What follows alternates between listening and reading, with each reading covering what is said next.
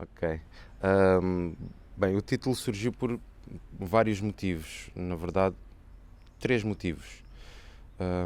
Tem a ver mesmo com a designação do animal em si e também do próprio habitat do animal, sendo que é uma espécie que não está nem na terra nem em água, portanto, habita numa espécie de limbo da natureza.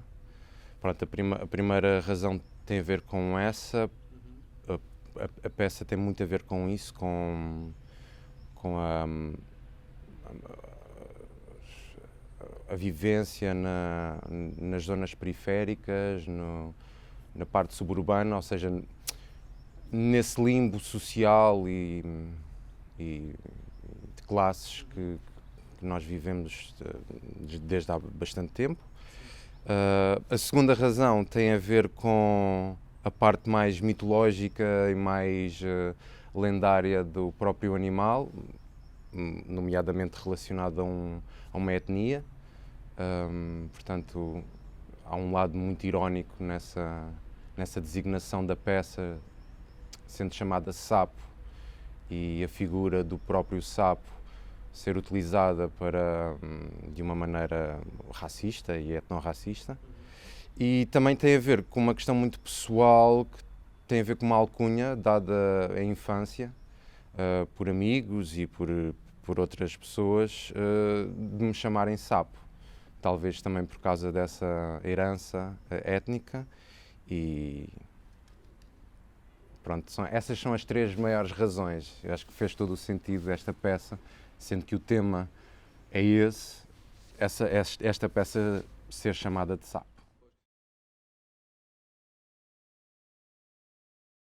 O tema-chave, o grande chavão desta peça tem a ver com questões étnicas, questões de classe, questões sociais, de um ponto de vista muito pessoal, portanto não é de um ponto de vista abrangente, é de um ponto de vista pessoal e biográfico, e,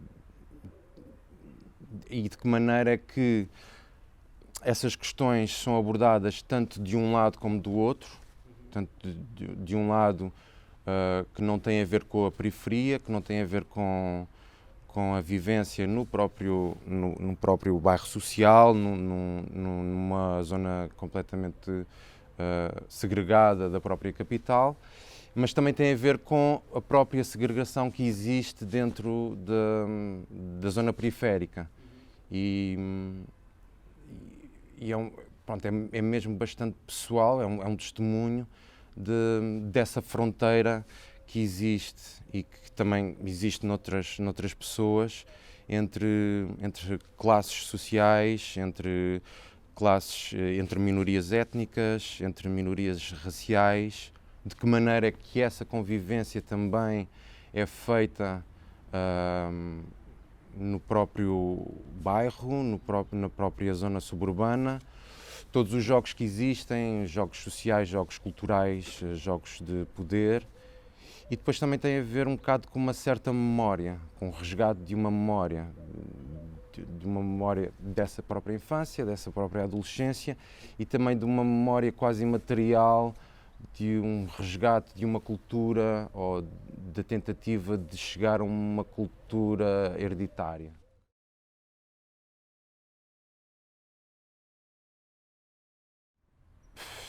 Bastante. Pronto, basicamente esta performance trata de uma época da minha vida que passa desde o momento da minha nascença até eu vir estudar para Lisboa, portanto muito antes de ingressar no setor cultural, de ser profissional da área, portanto é toda uma adolescência que, contextualizando, passa também por duas crises muito grandes no país, passa também por testemunhos que eu próprio resgatei, familiares, de convivência também com outras pessoas, com vizinhos, com a própria especificidade do sítio onde eu vivi, da cidade, que é Sacavém. Pronto, a primeira residência que eu fiz para esta peça foi lá, foi mesmo na cidade, foi até num edifício bastante icónico para a cidade, que é um edifício construído por trabalhadores, pela classe operária e por várias etnias que existem ou que existiam na classe operária na zona de Sacavém, e eu senti que fazia sentido começar lá e começar a fazer uma espécie de levantamento topográfico, cultural, fotográfico, videográfico, sonoro de toda aquela zona, né, da chamada cintura oriental de Lisboa, industrial oriental de Lisboa. E pronto, toda a primeira residência desta peça foi esse levantamento, quase que em tom de observação e de resgate dessas memórias, que depois deu a esta peça artística, um bocado em tom de manifesto performático, e que tem mesmo só a ver com essa baliza temporal, muito antes de entrar no próprio setor.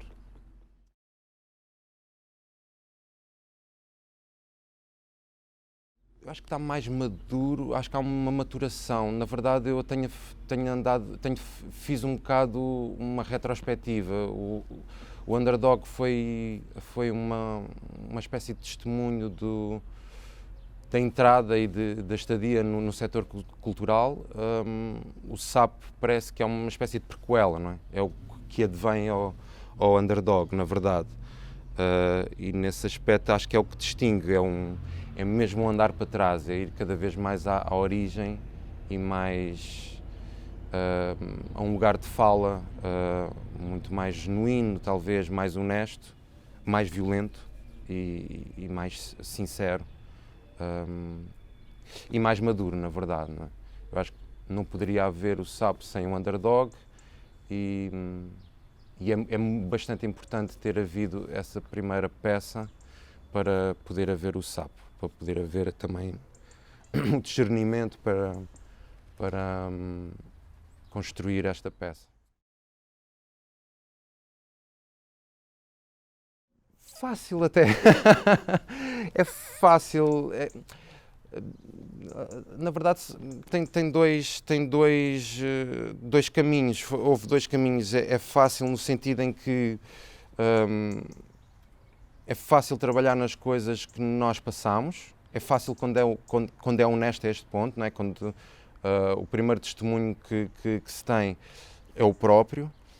É difícil quando também se encara isso. E principalmente neste tema, há coisas que foram tentadas ser esquecidas, que tiveram que ser adaptadas ao longo da minha vida, e este processo fez-me relembrar delas, fez-me relembrar do porquê dessas opções, de ter que ter adaptado.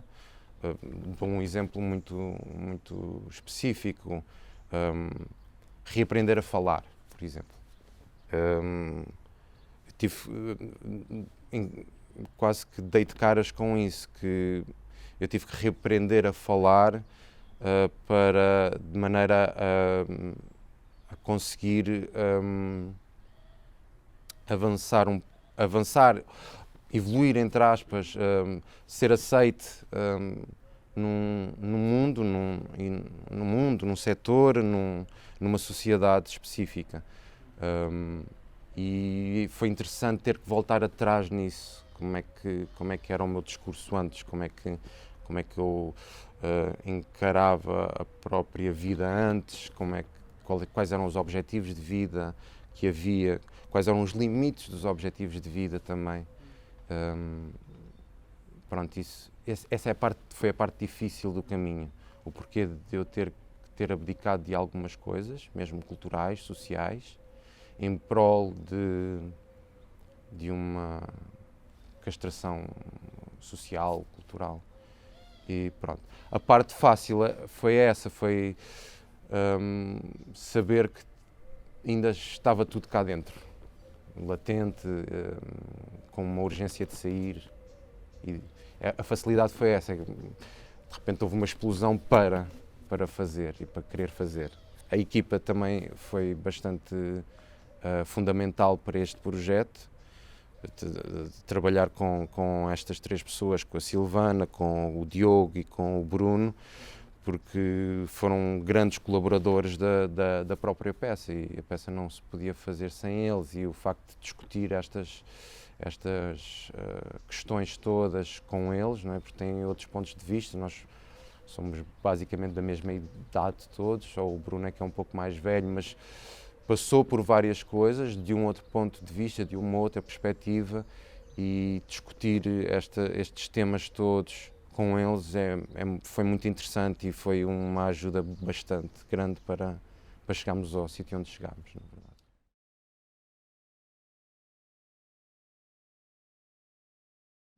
Foram fundamentais, na verdade. Eu acho que todas as pessoas com quem eu trabalhei, estou neste setor há 15 anos, já passei por algumas experiências boas e más. É claro que a maior experiência de todas foi com a Olga, e foi bastante importante, se não das mais importantes, para me formar enquanto profissional e enquanto coreógrafo, talvez, em experimentação, enquanto performer, enquanto pessoa também que pensa algumas questões, estas questões também.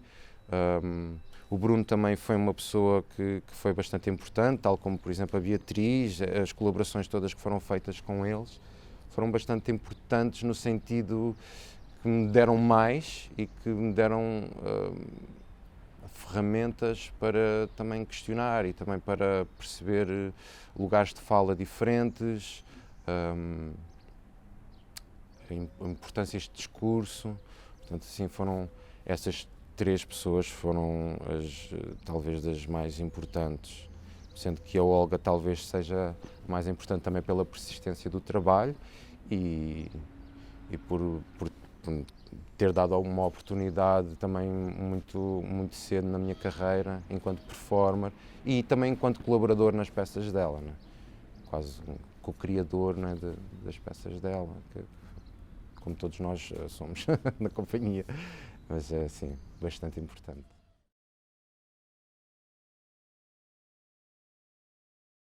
Na verdade, eu não estou sozinho em palco. O Diogo entra na peça, acho que fazia todo sentido, porque toda a parte sonora da peça é feita live, e nós chegámos à conclusão que fazia todo o sentido ele estar lá comigo, sendo que a peça é muito solitária, na verdade, é muito solitária, mas existe sempre aquela persona que é que o Diogo encarna, de alguém que está a manipular todo o som que acontece na peça. Pronto. O Diogo, no processo, foi das pessoas mais importantes, porque ele teve em todas as residências comigo. Foi a pessoa com quem eu mais discuti a peça, com quem mais encontramos fatores e coisinhas e pormenores e detalhes na peça e no processo, e fazia todo o sentido ele estar comigo lá. Na verdade, estamos os dois um bocado solitários naquele ambiente, mas estamos os dois lá.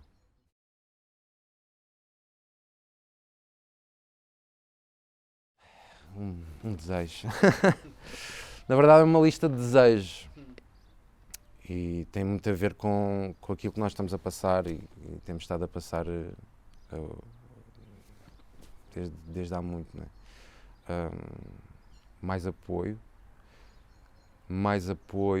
a artistas marginais, mais observação desses artistas, menos compadrios, menos influências negativas, mais cuidado e mais atenção a artistas de minorias sociais, étnicas, raciais, de género, um, e sobretudo mais honestidade e mais sinceridade nos lugares de fala, tanto como artistas, como programadores, como todas as pessoas que dão apoios, que tiram apoios, que escolhem de uma maneira meio deliberada todo o progresso e todos os discursos que existem aí, que são bastante importantes e que ainda não foram ouvidos e que precisam mesmo de ser ouvidos. André, muito obrigado. Obrigado, Pedro.